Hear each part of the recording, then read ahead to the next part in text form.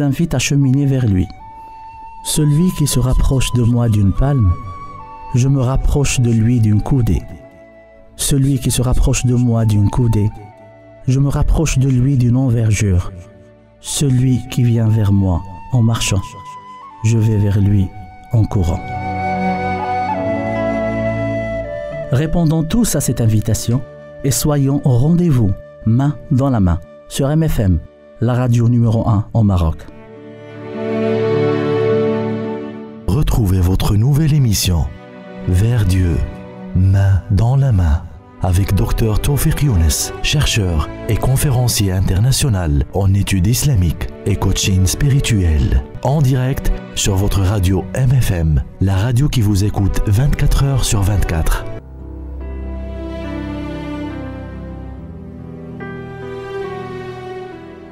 J'espère, chers auditeurs et auditrices, que vous êtes toujours aussi nombreux à nous suivre dans votre émission Vers Dieu, main dans la main. Le deuxième événement, aussi triste que le premier, c'est les innombrables raids aériens que mène l'ennemi sioniste sur la terre de Gaza. La seule partie de la Palestine qui est sortie de l'empire sioniste et qui s'oppose avec force, volonté et dignité à la tyrannie des Israéliens. Des bombardements sans fin qui tombent comme de la pluie sur des milliers de civils, hommes et femmes et enfants, vieillards et malades, aucune compassion. Sous le préjugé de vouloir répondre à des tirs de roquettes et de missiles de la part des Palestiniens qui ont été une riposte contre les agressions israéliennes continues et répétées, l'armée israélienne barbare démolit tout, massacre tout le monde, tue toutes sortes de vies, prive les habitants de Gaza de la plus minime des conditions de vie qui puissent exister. Des familles sans abri qui dorment sur la terre et se couvrent du ciel et qui ne trouvent quoi manger ni boire en plein été et en plein ramadan. Des enfants qui sont devenus du jour au lendemain orphelins, des femmes qui sont devenues veuves en un clin d'œil, des parents qui ont perdu ce dont ils ont de plus cher, une partie d'eux, leurs enfants.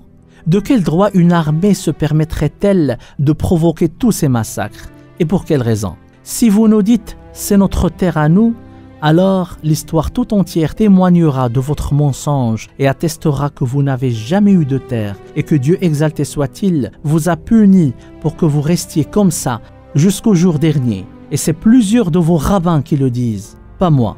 Alors vous êtes l'occupation, vous êtes le colonialisme, vous êtes la barbarie pure et dure.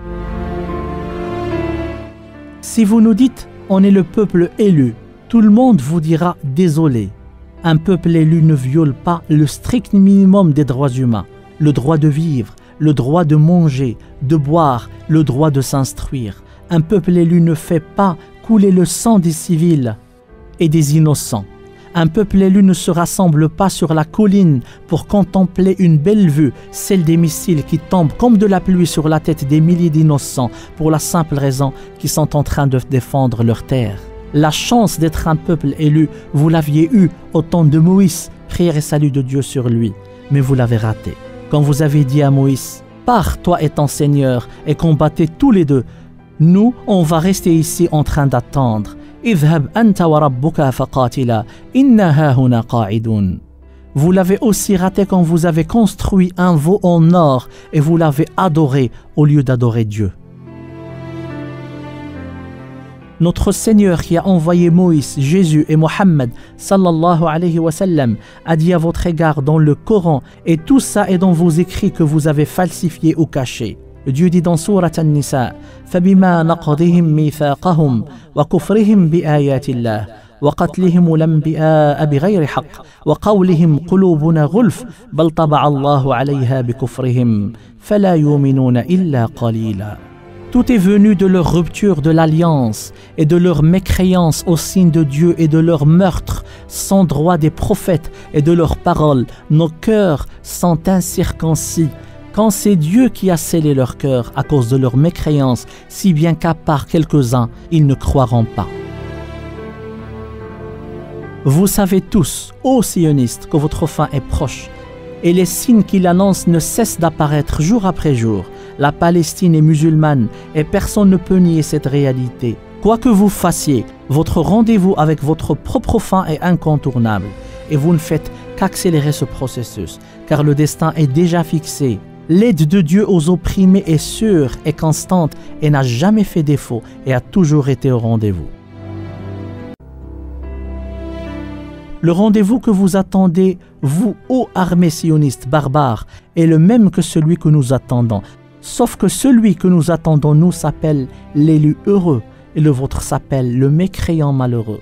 Le nôtre apportera gloire et victoire et le vôtre vous apportera malheur et tristesse. Je dis ô armée sioniste, car je parle aux dirigeants, à l'armée sioniste, aux tyrans, et je fais exception à certains d'entre vous qui ont fait preuve d'humanité, d'équité et de sincérité, et qui sont venus dans plusieurs manifestations internationales témoigner de la vérité de tout ce que je viens de dire.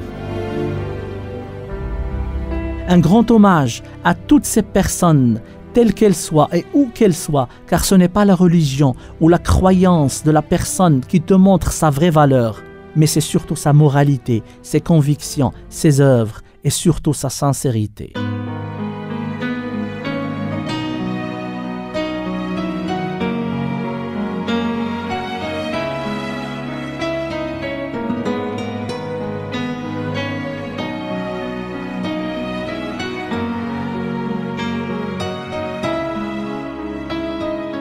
There's no fear in my heart, got nothing left to lose. I saw my loved ones die. Oh, I swear that I won't give in. By God, you'll never win. I'll fight for what's right. Nothing can stand in my way, even if I get knocked down. I will stand my ground, and I'll never hide or run away. Love will prevail, by God it will. Love will prevail. I refuse to fail. Love will prevail. Life's become so cheap. So many orphans weep, they forgot how to smile. Oh, I cannot understand just how somebody can murder an innocent child. Swear their lives won't be lost in vain, even if I get knocked down. I will stand my ground. I'll never hide or run away. Love will prevail, by God it will. Love will prevail. I refuse to fail. Love will prevail. God made me free. You can't take that away from me. Freedom is my destiny. I have a dream, and my dream is to see all my people smile, see all them free and proud. I feel the wind of peace, 'cause with hardship comes ease. That's why I won't lose faith, and I know that God is great, so I'll never hide or run away. Love will prevail, by God it will. Love will prevail. I refuse to fail. Love will prevail. I won't run away. Love will prevail, by God it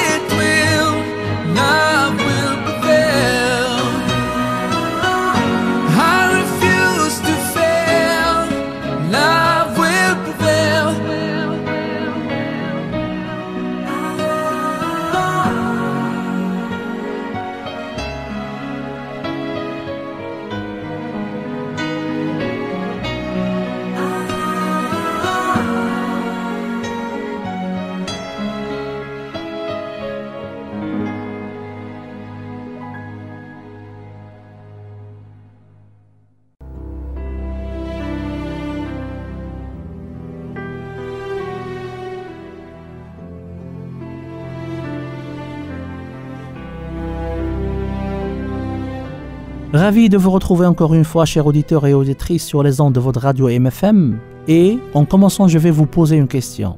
Savez-vous que nous, cette nation musulmane qui a été choisie par Dieu, exalté soit-il, pour porter la plus lourde des responsabilités, pour recevoir le plus noble des testaments, le dernier, le Coran, et pour jouir de la compagnie du sceau des prophètes et du dernier des messagers, Muhammad sallallahu alayhi wa sallam.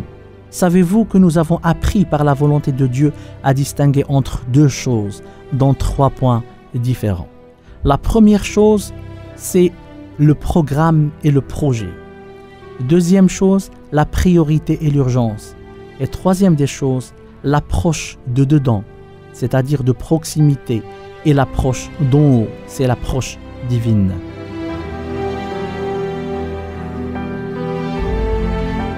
Le programme et l'urgence sont 2 mots qui commencent par un P, mais qui sont tout à fait différents. Un programme peut s'écrire en 1 heure ou moins. Un programme peut couvrir une période précise, le plus souvent elle est courte, qui peut aller d'1 heure, une journée jusqu'à un mandat politique par exemple. C'est des grands titres qui expriment ton opinion et qui expliquent ta philosophie et qui la guident, alors que le projet est tout autre chose.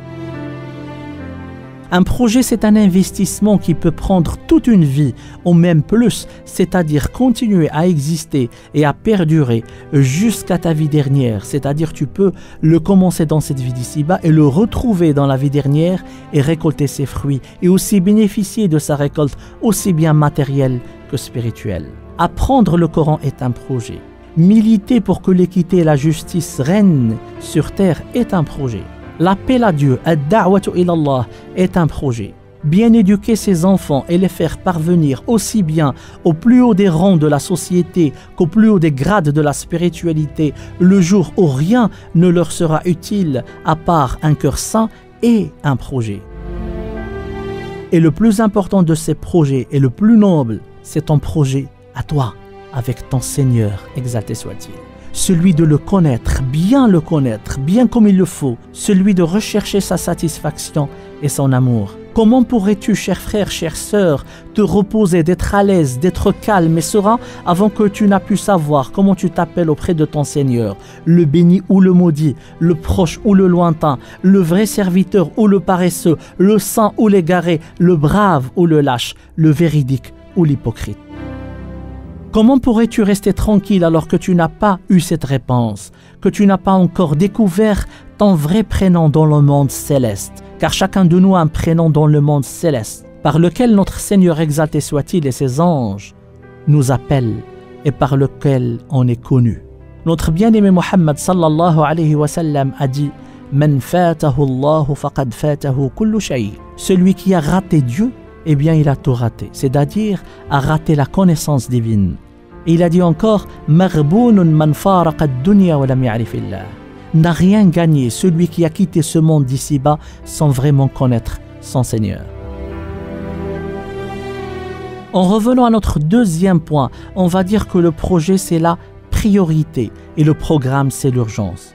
Le projet d'une grande nation comme la nôtre comprend 2 grands volets. Le premier, c'est d'avoir un projet de société, d'équité sociale et de justice, non seulement pour la nation musulmane, mais pour toute l'humanité. Puisqu'on est les représentants de Dieu sur terre. وَإِذْ قَالَ رَبُّكَ لِلْمَلَائِكَةِ إِنِّي جَاعِلٌ فِي الْأَرْضِ خَلِيفَةً. Et lorsque ton Seigneur a dit aux anges, je nommerai un calife, un représentant sur terre, c'est l'être humain. L'important, c'est de comprendre ce projet de société, d'équité sociale et de justice, et de savoir comment le transmettre et le faire aboutir dans les règles de l'art, et surtout sans violence. Le deuxième volet de ce grand projet, c'est le tien, c'est le nôtre avec notre Seigneur. Celui de se rapprocher de lui, de marcher vers lui avec les pieds du cœur, de cheminer vers lui avec passion, amour et conviction qu'on va arriver à sa satisfaction et à son amour éternel. Et c'est la vraie première raison pour laquelle notre Seigneur nous a créés. وَمَا خَلَقْتُ الْجِنَّ وَالْإِنسَ إِلَّا لِيَعْبُدُونَ. Je n'ai créé les djinns et les hommes que pour m'adorer. Comment pouvoir connaître Dieu vraiment, le connaître et le faire connaître aux autres? Tout ça, c'est le grand projet de la nation musulmane, de la communauté de notre bien-aimé Muhammad sallallahu alayhi wa sallam. Le projet est une priorité. Et quelles que soient les urgences qui peuvent surgir de nulle part, et parfois c'est des urgences préfabriquées, des urgences bien préparées au préalable pour pouvoir faire arrêter ce grand projet. L'intelligence et la sagesse des musulmans doivent bien savoir se comporter dans ces situations spéciales, lorsqu'on veut mettre les bâtons dans les roues à notre grand projet. Il faut savoir laisser le train qui porte ce grand projet sur les rails, ne jamais le stopper, car c'est la vraie priorité. Mais cependant savoir courir, ôter les bâtons des roues, en protestant, en militant, en expliquant, en invoquant Dieu, mais sans que le train ne s'arrête. Et rapidement revenir à la priorité, c'est-à-dire au projet. Le problème du port du voile en France est une urgence à laquelle il faut certes remédier, mais sans faire arrêter le grand projet. Le problème des caricatures qui, soi-disant, concernent le prophète sallallahu alayhi wa sallam est aussi une urgence. Le problème de l'extrémisme et de ses différents aspects à travers le monde est aussi une urgence, etc., etc. Et on n'en finira jamais. C'est-à-dire ne pas tomber dans le piège de l'urgence pour oublier le projet, car c'est notre projet à nous, la nation de l'islam, qui fait peur à ceux qui détestent la justice et l'équité et qui encouragent l'oppression et la violence, comme c'est le cas en Palestine. Lorsqu'on saura vraiment faire la différence entre le projet et le programme, et par suite entre la priorité et l'urgence, et comment y remédier, alors on apprendra facilement par la volonté de Dieu à avoir toujours dans notre analyse cette clairvoyance divine qui nous guidera et nous fera toujours voir les choses de deux façons, c'est-à-dire avoir deux approches qui convergent l'une vers l'autre. Par exemple pour Gaza, qui est une urgence réelle à laquelle on doit tous répondre, mais sans oublier le projet qui de toute façon, son aboutissant final, c'est que toute la Palestine soit libre, totalement libre. La première approche, c'est celle qui voit les choses de l'intérieur. C'est la parole du prophète sallallahu alayhi wa sallam. Man lam yahtamma bi amri al-muslimina falaysa minhum. Celui qui ne soucie guère des problèmes de ses frères musulmans, alors il n'est pas l'un des leurs. Dans cette approche, on est obligé de protester, de dénoncer, de militer pour cette noble cause, d'aider par l'argent, par la nourriture, les médicaments, les soins et surtout par les invocations nos frères et sœurs et enfants à Gaza. Nous pleurons avec des larmes en sang. S'opposer à cette tyrannie sioniste barbare est une obligation et c'est un devoir et c'est une responsabilité que chacun de nous doit assumer. La deuxième approche, c'est celle d'en haut. C'est une approche qui se soumet à la volonté de Dieu, c'est-à-dire connaître et être sûr que même en dénonçant, en protestant, en militant, en aidant sur tous les plans nos frères et sœurs à Gaza, en faisant tout ça, nos cœurs doivent se soumettre à la volonté de Dieu, sans la contredire, sans s'y opposer par l'action du cœur, je veux dire. N'avons-nous pas entendu notre bien-aimé Mohammed sallallahu alayhi wa sallam dire لو اطلعتم على الغيب لوجدتم أن ربكم ما فعل إلا خيرا. Si vous avez eu accès au destin, alors vous auriez su que votre Seigneur n'a fait que du bien. Plusieurs choses qui nous semblent être mauvaises sont en vérité de bonnes choses, mais c'est l'être humain qui se précipite toujours et qui n'a guère de patience ni de persévérance, et chacun de nous a pu vivre des situations pareilles. Pour ce qui se passe à Gaza et partout dans le monde, tout en le dénonçant, on doit savoir que c'est des secousses avec lesquelles notre Seigneur nous fait réveiller, nous, la nation élue, choisie de notre sommeil profond qui a tant duré, pour qu'on revienne à notre vraie fonction, celle d'installer la justice et l'équité dans le monde entier avec amour, paix et sans violence. Et de pouvoir aussi faire l'appel à Dieu sans obliger les gens à l'accepter. Cet appel qui leur fera connaître qu'ils ont un Seigneur, un vrai, l'unique, le seul, pas deux, pas trois ou plusieurs, celui qui les aime avant qu'ils l'aiment, et celui qui leur a préparé un paradis plus vaste que les terres et les cieux, rien que pour eux. Tout ce qui se passe actuellement, c'est des contractions utérines qui annoncent la naissance et l'arrivée d'un nouveau-né, pas comme les autres, un nouveau-né salvateur, protecteur qui s'appelle la vraie nation musulmane, telle que Dieu et son prophète ont voulu qu'elle soit. Gloire à la Palestine, gloire à Gaza, gloire à tout musulman opprimé à travers le monde, gloire à toute l'humanité à laquelle on lui a ôté le plus noble de ses droits, celui de pouvoir connaître son Créateur. le compatissant, le miséricordieux.